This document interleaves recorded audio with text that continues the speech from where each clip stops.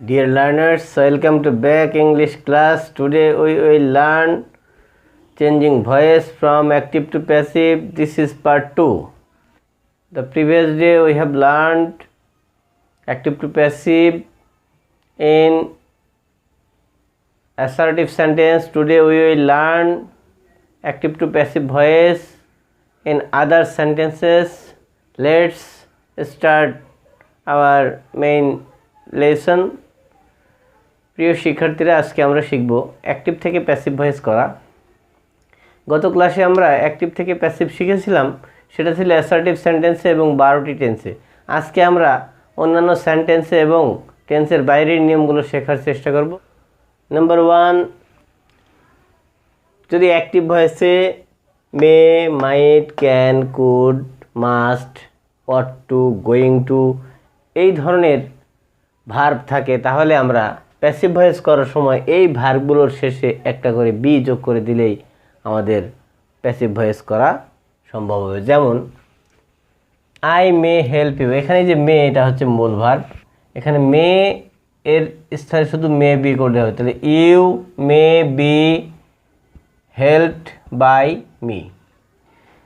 আরেকটা উদাহরণ দেখি, দে আর গোয়িং টু, এই যে গোয়িং টু এখানে মূল ভার্ব, এই গোয়িং টু যখন থাকবে এই টুর পর একটা বি বসাতে হবে, তাহলে a school is going to be, এই যে বি অতিরিক্ত এসছে, ওপেনড বাই দেম।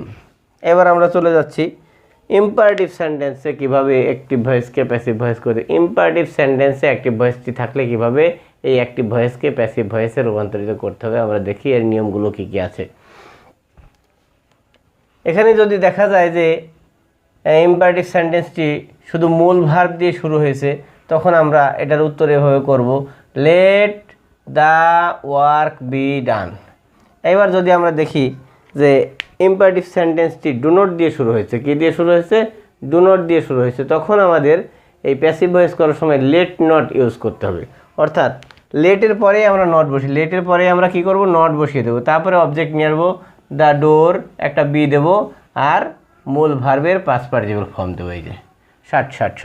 আচ্ছা, এবার চলে আসলাম আমরা, যদি লেটের পরে অবজেক্ট থাকে, লেটের পরেই যদি কোনো অবজেক্ট প্রোনাউন থাকে, সেই ক্ষেত্রে আমরা এটাকে let the work be done by me, অর্থাৎ এই অবজেক্টটা বাইয়ের পরে বসাতে হবে। লেটের সাথেই যে অবজেক্টটা থাকবে সেই অবজেক্টটা কী করতে হবে? বাইয়ের পরে বসাতে হবে, আর নিয়মগুলো সব ঠিক থাকবে। এবার আমরা চলে যাব, যদি ইম্পারেটিভ সেন্টেন্সটি নেভার দিয়ে শুরু হয়, যদি নেভার দিয়ে শুরু হয় তাহলে আমাদের প্যাসিভ ভয়েসটা কীভাবে হবে? লেট হবে, লেটের সাথেই নেভার বসে যাবে, তারপরে এ লাই বি টোল্ড। আর আমরা যদি এটা মনে করি যে আমরা অন্যভাবে করব, তাহলে let a lie never be টোল্ডও দেওয়া যাবে, let a lie never be told, এভাবেও করা যাবে। এবার আমরা যদি দেখি যে ভার্ব সরাসরি শুরুতেই, ইম্পারেটিভ সেন্টেন্সের শুরুতেই ভার্ব আছে এবং ভার্বের পরেই একটা অবজেক্ট আছে এবং সেটা প্রোনাউন, তাহলে আমাদের কি করতে হবে? তাহলে এই অবজেক্টটার আমরা কি করব? তাহলে let a shirt be bought for me, এই যে এই লেটের পরে যে অবজেক্টটা থাকবে তার পূর্বে একটা ফর ইউজ করতে হবে, তাহলে এটা আমাদের প্যাসিভ ভয়েস হয়ে যাবে। আশা করি বিষয়টা ক্লিয়ার হয়েছে। এইবার আমরা ইন্টারোগেটিভ সেন্টেন্সে অ্যাক্টিভ থেকে প্যাসিভ ভয়েস করা শিখব। ইন্টারোগেটিভ সেন্টেন্সটি যদি অক্সিলারি ভার্ব দিয়ে শুরু হয়, সেটার একটা বিশেষ নিয়ম আছে, সেই নিয়মটাকে আমরা বলে থাকি 4 স্টেপসের নিয়ম। অর্থাৎ 4টা ধাপে এই উত্তরটা করা যায়। আমরা যখন শিখে যাব তখন আমাদের 4 ধাপ আর লিখে করতে হবে না, আমরা মনে মনে করতে পারবো। আমরা দেখে নিই সেই 4 স্টেপসটা কেমন। প্রথমে আমরা সেন্টেন্সটাকে কি করব? এটা আছে ইন্টারোগেটিভ সেন্টেন্স, এটাকে আমরা এখন অ্যাসার্টিভ বানাবো। তাহলে এই যে সাবজেক্টটা আগে অ্যাসার্টিভের গঠন হচ্ছে ইউ হ্যাভ ইটেন রাইস, তাহলে এটা হয়ে গেল অ্যাসার্টিভ সেন্টেন্স। এবার এটাকে আমরা প্যাসিভ করব, অ্যাসার্টিভের প্যাসিভ করব, তাহলে কি হবে? Rice has been eaten by you, হয়ে গেল আমাদের এটা অ্যাসার্টিভের প্যাসিভ। এইটাকে আমরা এবার ইন্টারোগেটিভে ছিল, এটাকে শুধু ইন্টারোগেটিভে ছিল এটাকে ইন্টারোগেটিভে নিয়ে আসব। এটার জন্য আমাদের কি করতে হবে, শুধু সাহায্যকারী ভার্বটা শুরুতে বসাতে হবে, অর্থাৎ has rice been eaten by you, আবার প্রশ্নবোধক চিহ্ন বসালাম। এইভাবে যখন আমরা দেখব যে সাহায্যকারী ভার্ব দিয়ে ইন্টারোগেটিভ সেন্টেন্সটি বা অ্যাক্টিভ ভয়েসটি শুরু হয়েছে, তখন আমরা এই 4 স্টেপসে, অর্থাৎ আমরা ডাইরেক্ট যদি সরাসরি ইন্টারোগেটিভ থেকে ইন্টারোগেটিভ প্যাসিভ করতে না পারি, তাহলে এটাকে আমরা অ্যাসার্টিভ বানিয়ে সেটাকে প্যাসিভ করে আবার ইন্টারোগেটিভ সেন্টেন্সে সেট করে দিলে আমাদের প্যাসিভ ভয়েস হয়ে যাবে। এইবার যদি দেখা যায় যে ডাব্লিউএস ওয়ার্ড দিয়ে অ্যাক্টিভ ভয়েসটি আছে, সেক্ষেত্রে কী কী নিয়ম আছে আমরা দেখি। অ্যাক্টিভ ভয়েসটি হু দ্বারা শুরু হলে আমরা জানি প্যাসিভ ভয়েস করার সময় হু এর পরিবর্তে বাই হোম বসাতে হবে। এবার এই সাহায্যকারী ভার্ব উইল বসবে, আর আমরা জানি যে শ্যাল উইলের পর একটা বি বসাতে হয়। তাহলে অবজেক্ট নিয়ে আসলাম ইউ, তাহলে ইউ, এবার এই বি, তাহলে by whom will you be, আর এই হেল্পের পাস্ট পার্টিসিপল হেল্পড, হয়ে গেল আমাদের প্যাসিভ ভয়েস। এবার আমরা চলে আসি, হোম দিয়ে যদি অ্যাক্টিভ ভয়েসটি থাকে তাহলে কি হবে। অ্যাক্টিভ ভয়েসটি যদি হোম দিয়ে শুরু হয় তাহলে প্যাসিভ ভয়েসে হু হবে। তাহলে আমরা এটার উত্তরটা এভাবে করতে পারি, হু, এটা ডু ইউ ওয়ান্ট, তাহলে প্রেজেন্ট ইনডিফিনিট টেন্সে আছে who is wanted by you, who is wanted by you. এবার আমরা দেখি হোয়াট দিয়ে থাকলে কী হবে। হোয়াট দিয়ে থাকলে কোনো পরিবর্তন নেই, হোয়াটই থাকবে। তাহলে হোয়াট ডু ইউ ওয়ান্ট, উত্তর হবে what is wanted by you. এবার আমরা চলে যাব প্রেজেন্ট পার্টিসিপল। অ্যাক্টিভ ভয়েসটি যদি প্রেজেন্ট পার্টিসিপল দিয়ে থাকে তাহলে সেক্ষেত্রে আমরা কী করবো, আমাদের লক্ষ্য রাখতে হবে, সবসময় আমরা বলে থাকি যে মূলত 3টা ওয়ার্ডের ওপর আমাদের ভয়েস করতে হয়, সাবজেক্ট ভার্ব অবজেক্ট। আমরা এখানেও সেইটাই করব, আমাদের প্রেজেন্ট পার্টিসিপল থাকুক আর যাই থাকুক। তাহলে I saw him reading a বুক, এই যে রিডিং আ বুক এইটুকু আমাদের অতিরিক্ত, আই স হিম পেয়ে গেলাম আমরা, এইটুকুই আমরা ভয়েস করলে হয়ে যাবে। তাহলে হি পাস্ট ইনডিফিনিট টেন্স আছে হি ওয়াজ সিন, এবার বাকিটুকু বসিয়ে নিলাম, রিডিং এ বুক, এবার বাই দিয়ে মি বসালাম, হয়ে গেল আমাদের প্যাসিভ ভয়েস। খুব ইজি। কিন্তু এই এত বড় সেন্টেন্স দেখে আমাদের ঘাবড়ে গেলে হবে না, আমাদের মনে রাখতে হবে যে আমরা কাজ করব যেইটুকুর সেইটুকুর কাজ করে নিয়ে, মনে রাখতে হবে আমরা কাজ করব যেইটুকুর উপরে সেইটুকুর কাজ করে নিয়ে বাকিটুকু হুবহু বসিয়ে এইবার বাই আর অবজেক্টটা শেষে বসিয়ে দিলে আমাদের প্যাসিভ ভয়েস হয়ে গেল। এইবার আমরা লক্ষ্য করি ইন্ট্রানজিটিভ ভার্ব। আমরা সকলেই জানি ইন্ট্রানজিটিভ ভার্ব যেহেতু অবজেক্ট গ্রহণ করে না, সেহেতু ইন্ট্রানজিটিভ ভার্বের কোনো প্যাসিভ ভয়েস হয় না। কিন্তু ইন্ট্রানজিটিভ ভার্ব যখন তারপরে প্রিপোজিশন নিয়ে গ্রুপ ভার্ব গঠন করে এবং সেটা ট্রানজিটিভের কাজ করে, তখন সেটার কিন্তু প্যাসিভ ভয়েস হয়। সেই ক্ষেত্রে আমরা কিভাবে প্যাসিভ ভয়েস হয় সেটা একটু লক্ষ্য করি। এখানে লক্ষ্য করো, she looks after the orphans. এই যে লুকস, সেই লুকসটা হচ্ছে ইন্ট্রানজিটিভ ভার্ব, কিন্তু লুকসের পরে আফটার হয়ে এই লুকস আফটার মানে এখানে দেখাশোনা করা বা খোঁজা, যাই হোক, এই লুকস আফটার এখন এটা ট্রানজিটিভ ভার্বের মতো কাজ করছে, এই কারণে এটার প্যাসিভ ভয়েস হবে। তাহলে কি হবে, the orphans present tense are looked after by her. আমরা আরেকটা লক্ষ্য করি, they laughed at the old man. এখানে যে লাফড, এই লাফটা হচ্ছে ইন্ট্রানজিটিভ ভার্ব, কিন্তু যখন অ্যাড যুক্ত হয়ে গেল তখন এটা কি হয়ে গেল, গ্রুপ ভার্ব হয়ে গেল এবং ট্রানজিটিভের কাজ করছে, তখন এটাকে আমরা প্যাসিভ ভয়েস করতে পারবো। অর্থাৎ the old man was laughed at by them. এবার আমরা লক্ষ্য করি রিফ্লেক্সিভ অবজেক্ট। রিফ্লেক্সিভ মানে আত্মবাচক, যেটা নিজেকে বা স্বয়ং বোঝাতে ব্যবহৃত হয়। রিফ্লেক্সিভ অবজেক্ট দিয়ে যদি অ্যাক্টিভ ভয়েসটি থাকে তাহলে সেটার খুব সহজ একটা নিয়ম আছে, সেটা হচ্ছে আমরা উদাহরণের মাধ্যমে দেখে নিই।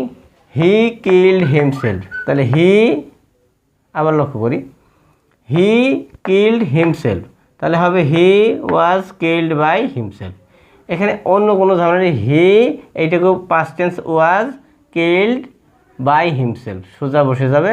এটার আরও কিছু উদাহরণ এই ধরনের হতে পারে, she hurt herself, she was hurt by herself, এই ধরনের হতে পারে। এবার আমরা চলে যাব ফ্যাক্টেটিভ অবজেক্ট। আচ্ছা, ফ্যাক্টেটিভ অবজেক্টটা কি? আমরা দেখছি যে একটা সেন্টেন্সে অবজেক্ট থাকা সত্ত্বেও যখন সে সেন্টেন্সের সম্পূর্ণ অর্থ প্রকাশ করতে পারে না, তখন সে আরেকটা অবজেক্ট নেয়, সেই অবজেক্টটাকে বা অতিরিক্ত আরেকটা অবজেক্ট গ্রহণ করে সেন্টেন্স তার বক্তব্য সম্পূর্ণ করে বা অর্থ প্রকাশ করে, তখন সেটাকে আমরা ফ্যাক্টেটিভ অবজেক্ট বলি। আর এই ফ্যাক্টেটিভ অবজেক্ট সাধারণত বসে কিছু ওয়ার্ড আছে, মেড, ইলেক্ট, সিলেক্ট, এই ধরনের কিছু ওয়ার্ড আছে, সেইগুলো সেন্টেন্সে ব্যবহৃত হলেই ফ্যাক্টেটিভ অবজেক্ট প্রয়োজন হয়। এই ফ্যাক্টেটিভ অবজেক্ট থাকলে আমরা কিভাবে এটাকে প্যাসিভ ভয়েস করব, এখানে লক্ষ্য করি। We made him captain. এখানে উই মেড হিম, আমরা তাকে বানালাম। কি বানালাম? প্রশ্ন থেকে যাচ্ছে, সেই অর্থ প্রকাশ করার জন্য ক্যাপ্টেনটাকে আমাদের অতিরিক্ত অবজেক্ট হিসেবে নিতে হচ্ছে। এই ক্যাপ্টেন যে শব্দটা আনতে হলো, এটাকে বলা হয় ফ্যাক্টেটিভ অবজেক্ট। তো এটার উত্তর করা আমরা একটু লক্ষ্য করি। হি ওয়াজ মেড, ক্যাপ্টেনটা থেকে যাবে by us. He was made captain by us. এমন যদি হয় উই ইলেক্টেড হিম চেয়ারম্যান, তাহলে he was elected chairman by us. এইভাবে আমরা এই ফ্যাক্টেটিভ অবজেক্টের অ্যাক্টিভ থেকে প্যাসিভ ভয়েসগুলো করতে পারি। এবার আমরা শিখব ডাবল অবজেক্টের নিয়ম। যখন একটা সেন্টেন্সে দুইটা অবজেক্ট থাকে, নাম্বার 1, নাম্বার 2, তখন ডাবল অবজেক্ট বলে। এই ডাবল অবজেক্টের ভিতরে যেটি দুইটা দিয়েই কাজ করা যায়, যেটি ব্যক্তিবাচক হয় সেটি দিয়ে মূলত কাজ করলে বেশি ভালো হয়। যেমন হিমের সাবজেক্ট হচ্ছে he was given a book by me. অথবা আমরা যদি এটা এভাবে করি, a book was given him by me. আমরা দুইটা অবজেক্ট দিয়ে কাজ করতে পারি। হ্যাঁ, এইবার আমরা চলে যাব কমপ্লেক্স এবং কম্পাউন্ড সেন্টেন্সে যদি অ্যাক্টিভ ভয়েসটি থাকে তাহলে কিভাবে আমরা প্যাসিভ ভয়েস করব। কমপ্লেক্স এবং কম্পাউন্ড, আমরা কমপ্লেক্সের একটা উদাহরণ প্রথমে লিখলাম। I know that he did the work. এখানে আই নো একটা clause, he did the work একটা ক্লজ, যেটা সংযুক্ত হয়েছে দ্যাট দিয়ে। অ্যাক্টিভ ভয়েসটি যখন কমপ্লেক্স সেন্টেন্সে থাকবে তখন আমাদের এই যে দুইটা ক্লজ আছে, দুইটা ক্লজেরই প্যাসিভ করতে হবে। দেখি কিভাবে করতে হয়। আই নো, এইটুকুর ভয়েস যদি আমরা করি, it is known to me, এইটুকুর ভয়েস হয়ে গেল, দ্যাট বসালাম। এবার এইটুকুর আবার করব, the work was done by him. তাহলে দেখা গেল আমাদের এই দ্যাটের আগের অংশটারও ভয়েস করতে হলো প্যাসিভ, এবং দ্যাটের পরের অংশটারও ভয়েস করতে হলো প্যাসিভ। এবার আমরা চলে যাই কম্পাউন্ড সেন্টেন্সে যদি থাকে তখন আমাদের কি করতে হবে। কম্পাউন্ড সেন্টেন্সেও একই অবস্থা, অ্যান্ড, বাট, অর, এই কনজাংশনগুলোর পূর্বের ক্লজটিরও ভয়েস করতে হবে, পরের ক্লজটিরও প্যাসিভ ভয়েস করতে হবে। এটা আমরা একটু দেখি। They searched his house and found a number of stolen articles. এখানে আমরা যদি প্যাসিভ ভয়েস করি তাহলে কি আসছে, অবজেক্ট নিচ্ছি আমরা হিজ হাউস, তাহলে হিজ হাউস নিলাম। এবার এটা সার্চড, পাস্ট টেন্স আছে, হিজ হাউস ওয়াজ সার্চড, এটা আমাদের passive voice. Object by them আমরা এখানে লিখলাম না, যেহেতু আরেকটা অংশ আছে, এটা একদম শেষে লিখব। অ্যান্ড এবার এইটার আবার কি করব, found a number of stolen articles, এইটুকু হচ্ছে আমাদের object. A number of stolen articles হচ্ছে অবজেক্ট, তাহলে আ number of stolen articles were found. এইবার আমরা অবজেক্টটা একবারে বসিয়ে দেবো, বাই দেম। এইভাবে আমরা কমপ্লেক্স এবং কম্পাউন্ড সেন্টেন্সে থাকা অ্যাক্টিভ ভয়েসকে প্যাসিভ ভয়েসে রূপান্তরিত করতে পারি। কগনেট অবজেক্ট, ইনট্রানজিটিভ ভার্ব যখন তাদের সমর্থক অবজেক্ট নিয়ে ট্রানজিটিভ ভার্ব গঠন করে তখন তাকে কগনেট অবজেক্ট বলে। এই কগনেট অবজেক্ট যুক্ত অ্যাক্টিভ ভয়েসকে প্যাসিভ ভয়েস করতে হলে ওই অবজেক্ট সাবজেক্ট হয়ে আসবে। এ রেস টেন্স অনুযায়ী ভার্ব হবে ওয়াজ, রান, বাই হিম। এবার আসছে কোয়াজি প্যাসিভ। কোয়াজি প্যাসিভের বিষয়টা হচ্ছে, আমরা জানি যে সাধারণত অ্যাক্টিভ ভয়েসের সাবজেক্ট প্যাসিভ ভয়েসের অবজেক্ট হয় এবং অ্যাক্টিভ ভয়েসের অবজেক্ট প্যাসিভ ভয়েসের সাবজেক্ট হয়, কিন্তু এই ক্ষেত্রে এই কোয়াজি প্যাসিভের ক্ষেত্রে একটু ব্যতিক্রম। এখানে অ্যাক্টিভ ভয়েসে যে সাবজেক্ট ছিল, প্যাসিভ ভয়েসেও সেই শব্দটি বা সেই সাবজেক্টই সাবজেক্ট হিসেবে বসবে। এই জন্য এটাকে কোয়াজি প্যাসিভ বলা হয়, মানে কিছুটা প্যাসিভ, মানে প্যাসিভের মতোই আর কি। সেই ক্ষেত্রে রাইস সেলস চিপ, এখানে রাইস সাবজেক্ট ছিল, আবার প্যাসিভেও গিয়ে রাইসই subject, rice is sold cheap. এর আরেকটা উত্তর করা যেতে পারে অর দিয়ে, rice is cheap when it is sold। এবার আসছে বাই বাদেও কখনো কখনো আমরা দেখি যে কিছু প্রিপোজিশন অবজেক্টের পূর্বে বসে। এটার মূল কারণ কি? আসলে আমরা অ্যাপ্রোপ্রিয়েট প্রিপোজিশন যে বিষয়টা পড়েছি, সেখানে কিছু ভার্ব আছে, সেই ভার্বের সাথে কিছু ফিক্সড প্রিপোজিশন বসে। সেই কারণেই আমাদের এই ব্যতিক্রম বিষয়টা লক্ষ্য করা যায়। তা আমরা দেখে নিই কোন কোন ক্ষেত্রে প্রিপোজিশন বাই বাদে অন্যান্য প্রিপোজিশন বসতে পারে। এখানে লক্ষ্য করো, হি অ্যানয়েড মি, তাহলে এখানে হি সাবজেক্ট, অ্যানয়েড ভার্ব, আর মি অবজেক্ট, অবজেক্ট আসবে। আই ওয়াজ অ্যানয়েড, এই অ্যানয়েড ভার্ব উইথ প্রিপোজিশন গ্রহণ করে, তাহলে I was annoyed with him. এবার দেখি 2 নম্বর উদাহরণে কি আছে, আই নো দি বয়। এই যে নো ভার্বটা আছে, নো ভার্ব সবসময় টু প্রিপোজিশন গ্রহণ করে, তাহলে the boy is known to me. এইবার আসছে দ্য নিউজ শকড হিম। এই যে শকড ভার্বটা আছে, এই শক ভার্বটা অ্যাট প্রিপোজিশন গ্রহণ করে, তাহলে he was shocked at the news. প্রিয় শিক্ষার্থীরা, আমরা এইভাবে প্র্যাকটিসের মাধ্যমে অ্যাক্টিভ ভয়েস থেকে প্যাসিভে যাওয়ার যত নিয়ম আছে আমরা চর্চা করতে পারি, এবং আশা করি আমার এই ভিডিও, আমার এই ক্লাসটা তোমাদের অ্যাক্টিভ থেকে প্যাসিভের মোটামুটি সমস্যাগুলো অনেকটাই সমাধানে সহায়ক ভূমিকা পালন করবে। ধন্যবাদ সকলকে। পরবর্তী ক্লাস দেখার জন্য আমরা নিয়মিত ভিডিওগুলো দেখি এবং না টেনে পুরোপুরি ভিডিওটা দেখি। ধন্যবাদ সকল।